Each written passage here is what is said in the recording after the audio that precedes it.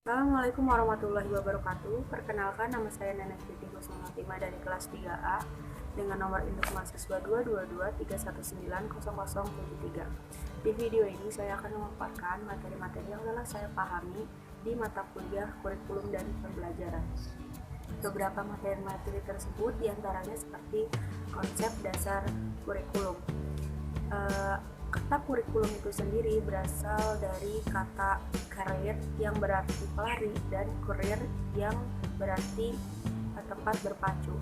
Kata kurikulum ini berasal dari dunia olahraga pada zaman Romawi kuno di Yunani, di mana kata ini dapat diartikan sebagai suatu jarak tempuh yang harus dilalui oleh pelari dari garis start sampai garis finish.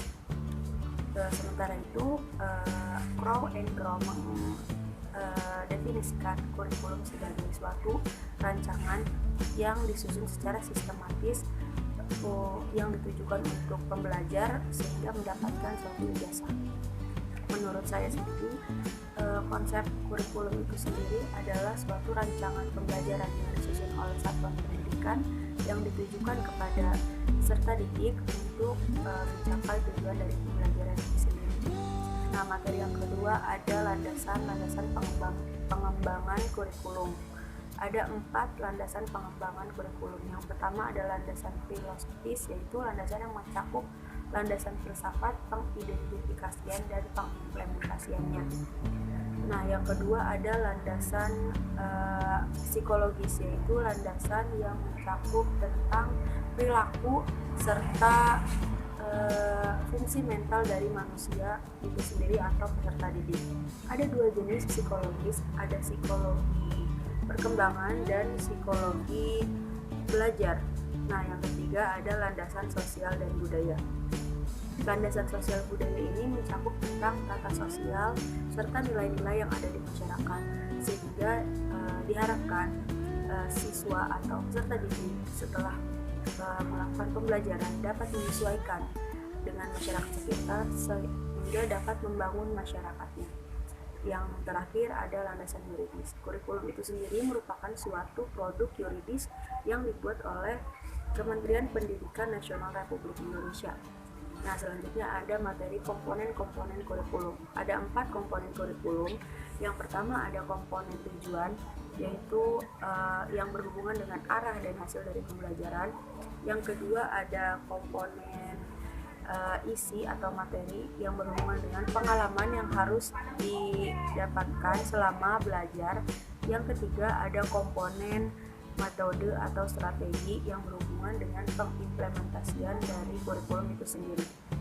Yang keempat ada komponen evaluasi. Komponen ini sangat penting karena dengan komponen ini kita dapat mengetahui nilai serta arti dari kurikulum itu sendiri sehingga dapat dipertimbangkan kurikulum ini bisa dipertahankan atau perlu ada pengembangan lebih lanjut.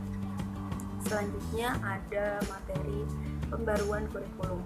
Pembaruan kurikulum ini merupakan suatu gagasan atau praktek yang dilakukan untuk memecahkan masalah tertentu untuk mencapai tujuan tertentu.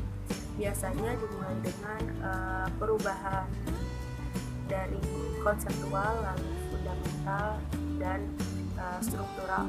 Selanjutnya ada proses dari ada konsep-konsep dari pembelajaran. Konsep-konsep pembelajaran ini maksudnya proses atau rancangan pembelajaran yang ditujukan untuk pembelajar atau peserta didik sehingga dapat mencapai hasil yang maksimal dari pembelajaran itu sendiri.